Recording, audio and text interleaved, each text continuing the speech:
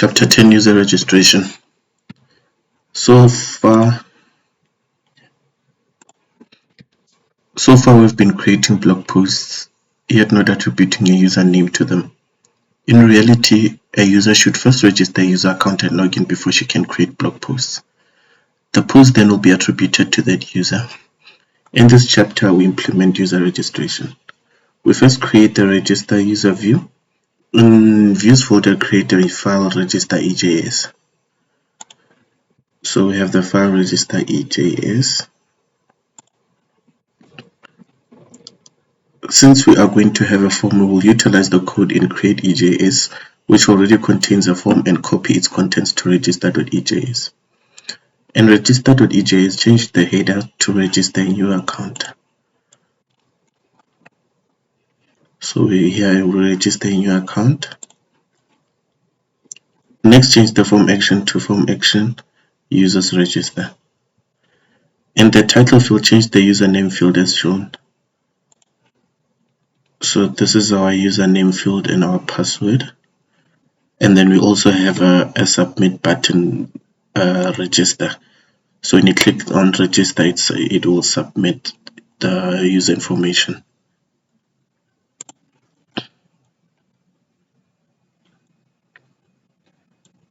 Delete the code for description since it's a text area field. Duplicate the code for username field and rename it as password for the password field as shown below. Note that type should be password to mask the characters being keyed in. So we have a label for password where the input type is a password, and then they have the placeholder password. That's where it will write password. For now, we don't include other fields to keep our project simple. Thus, we remove the image field. Next, rename the submit button to register. So we renamed it to register. Rename the button to register. Next, in controllers folder, create the new user.js controller with the code below.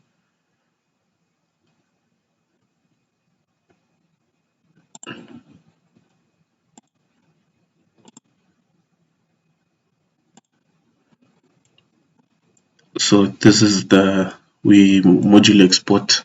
So we export our module, and then from there we'll render the register page.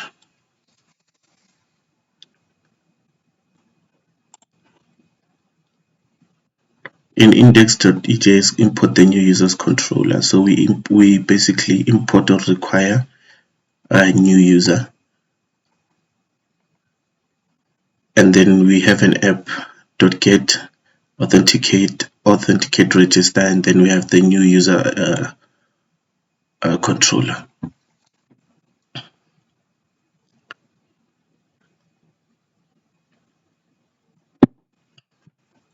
Now add the new user link in the navigation bar so that one can click on it to register. So this is the anchor link for when the user wants to register. The above will then call new user controller to render register EJS. If you run your app now and click on new user in the navigation bar, you'll be brought to the register view. Do not provide a new image for the background. User model. For user registration, we need a user model to represent our users collection. Just as we had for blog post. In models folder, create a new user.js and copy or edit contents from blog post to create the user schema.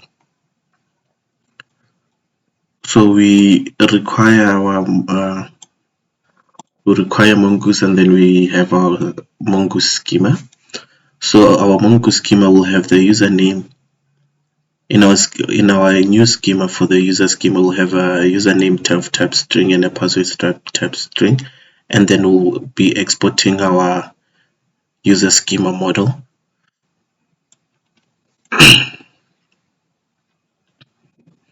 Our model is now able to save users.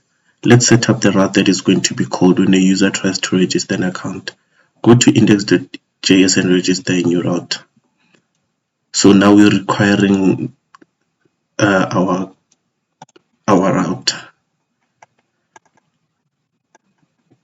because we have registered the route as users/register in register EJS, specify the same route in the form action of the register user form.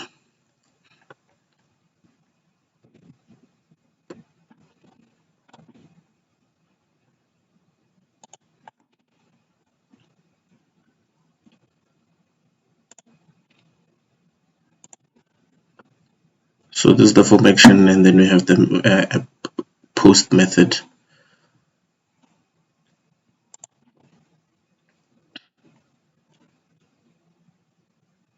Handle user registration. We now create store user.js for our store user controller to handle user registration.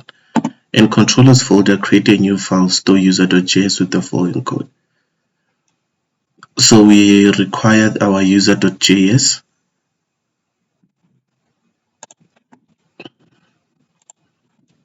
So basically we require our user.js, which has our schema, basically our schemas. And then we also export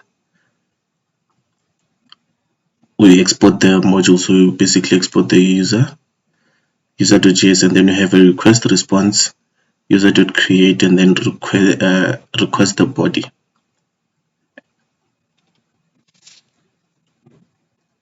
So this is a code that will store our users, and then after the user has basically registered, it will redirect them to the home page. Password encryption. We will use a Mongoose model hook to encrypt a password before storing it. A hook is just like a middleware. We first install a package called bcrypt to help us hash passwords. So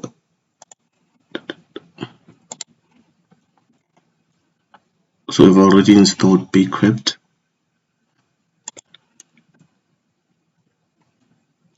And now we require a Mongoose, and then we also have our Mongoose schema, and then require bcrypt. And then we have const user schema new schema, which has a username of string, password of scrim, and then we have a pre-save function. So a pre-save function says this we do this for this user, we bcrypt that user password with a basically length of 10, and then it will do the hash. After it does the hash, after hashing, it will save the password in user.password and call the next middleware function.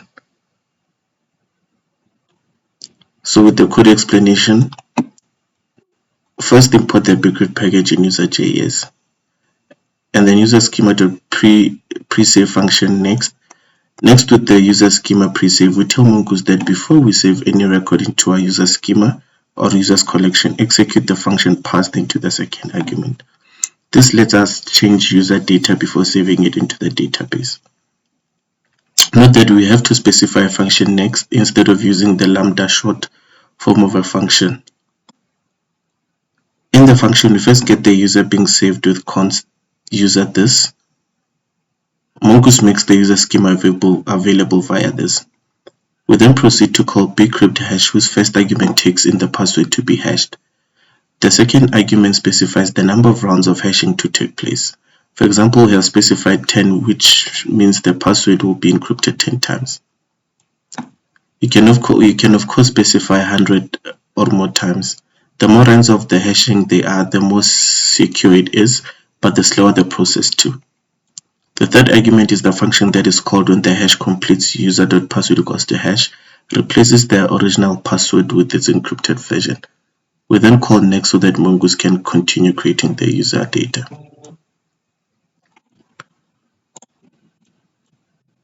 So this is how a hashed password basically looks like. Mongoose validation. We have used Mongoose to help us encrypt our password.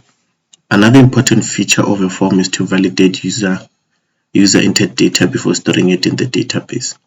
When creating new documents, Mongoose can help us validate the data before saving it to the database. We do this in the schema. For example, user schema is currently const user schema new schema, username and password. So suppose we want to ensure that the username is required and unique in the database. We do so const new schema with the username we've got type string and then required is true, so the username cannot be empty and it has to be unique, and the password of type string, and it is also required, so the password cannot be, a user cannot be created without having the username and the password.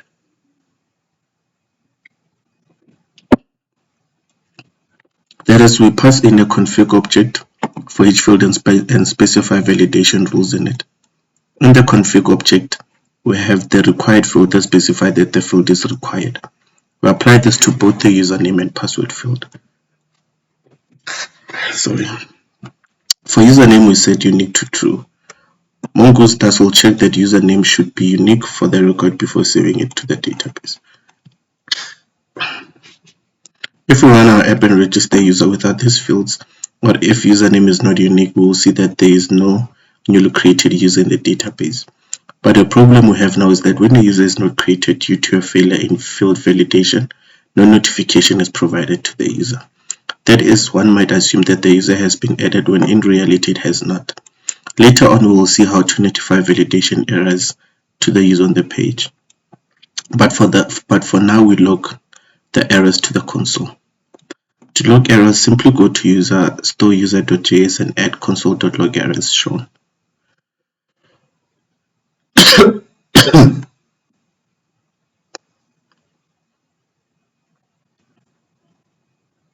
So before with our store user code, even when it would catch the error, it wouldn't console that error. So now when there's a specific error, that error will basically be logged, and then the user will be redirected to the home page. So now if we try to add a username which already exists, we get the error logged, duplicate key collection my database. So let's see.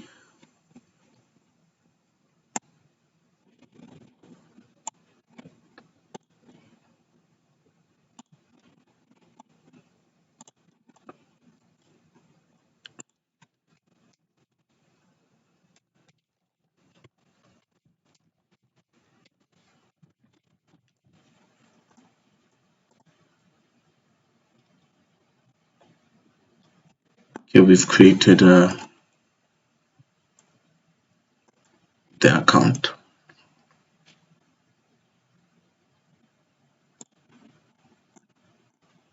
User login process. We have created our user register page. We next create a login page. In the views folder, create a new file called login.ejs. Login.ejs will be similar to register.ejs, so copy the code from register.ejs into login.ejs. The following steps should be familiar to you. In login.js, change the page heading and button label to login. So we have changed it to login. And then we've also changed the form action to from register to login. And then we export the module and render the login page. And then from there we add the login link into the navigation bar. Now that the login item has been placed before the new user item, as this adheres to a user interface design principle where the more frequently used item should be placed first, and one is likely to use the login item more than the register a new user. Login process. In this section, implement the login process to compare password and redirect to the home page. If the login is successful, first in controllers folder, create a new file called login user with the following code. So we require bcrypt and we require our user, and then we export our module, and then we have a request and a response, and then here we have a username and body equals to a request body. So it will first find a user, basically a username that has the username that we have punched in or inputted it, and then if there's a user, it will compare the password that we already have with the user password, and then if the password is the same, it will redirect to the home page. So basically they will be logged in, and then if it's not, it will send them to the login page. So if the password or usernames are not the same, it will basically send them back to the login page.